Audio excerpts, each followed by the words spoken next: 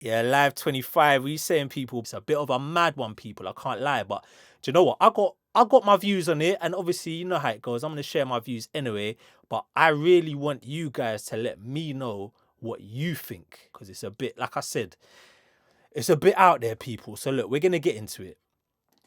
So this story, I've just come across this, yeah. So ANJU BLAXX, Jamaican DJ, not even DJ, Jamaican producer, should I say, big collaborator, like ANJU BLAXX. Like, he's worked with a whole host of dancehall artists in Jamaica, like from the likes of Popcorn, Alkaline, Vibes Cartel, even Massacre.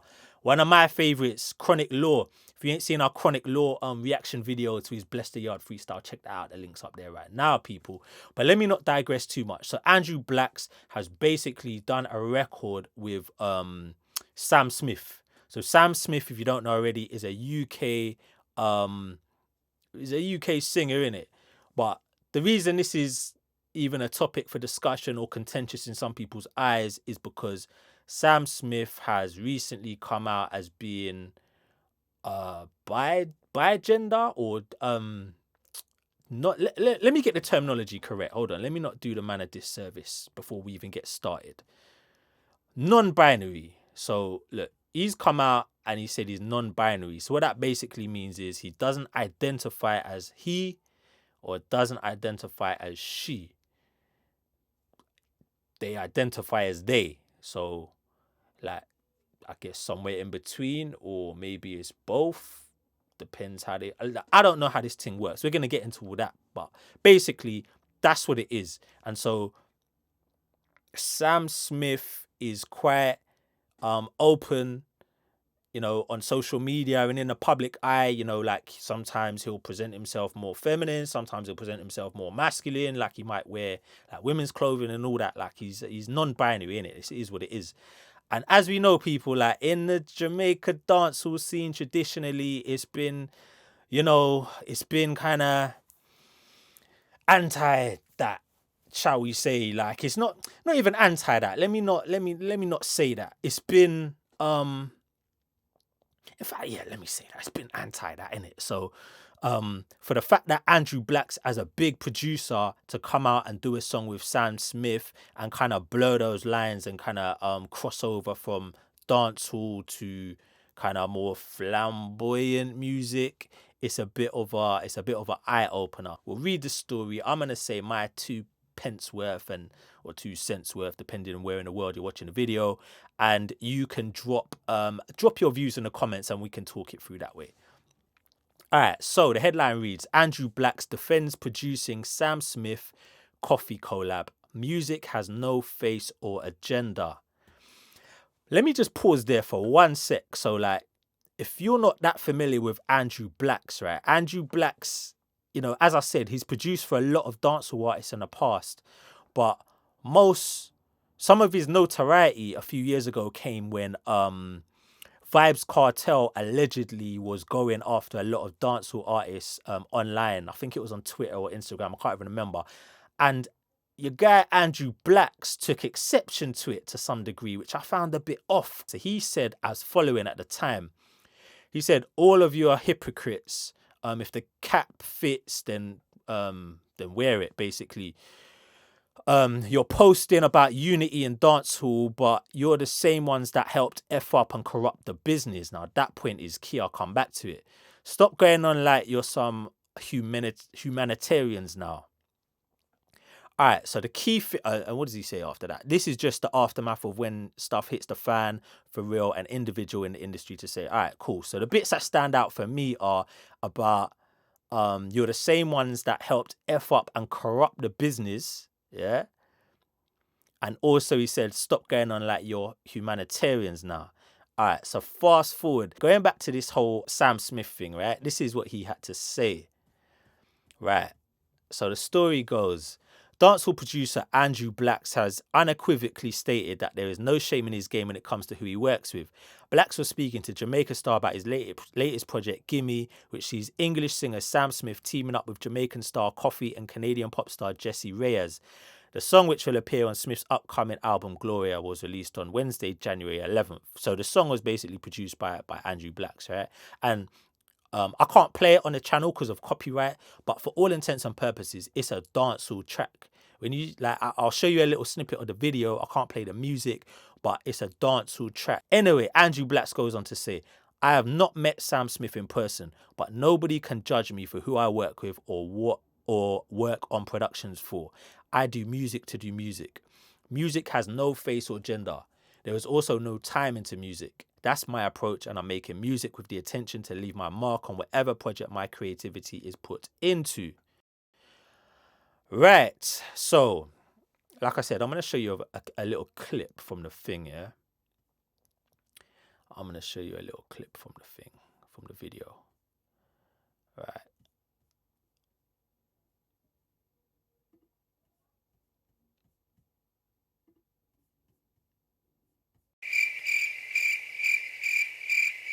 Alright, so you can see what I'm seeing. So basically, like I said before about Sam Smith, like he's kind of I shouldn't say he, she, they, sorry, is on a different kind of vibe in it. It's not traditional what you'd traditionally see in a dancehall music video. Like he's he's doing a different thing in it.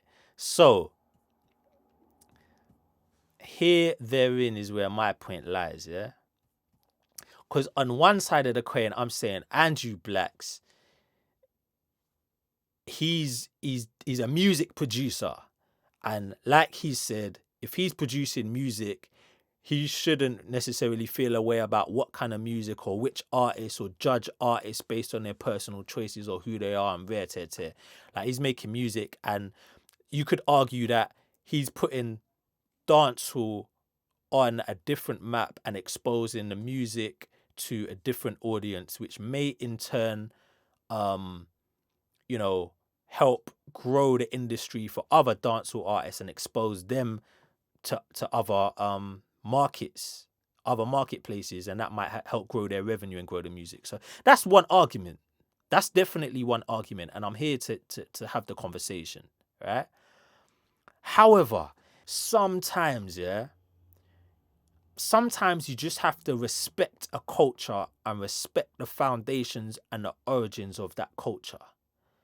So, like I said already, we know how, like, the forefathers of dancehall have been very vocal in their denouncement of certain personal activities. Whether you agree or disagree, it's just kind of how it's been, right?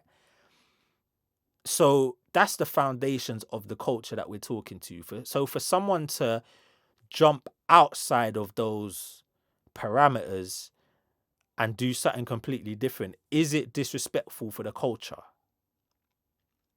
Is it disrespectful for the culture? So, like, as an example, right? Let me contextualize that.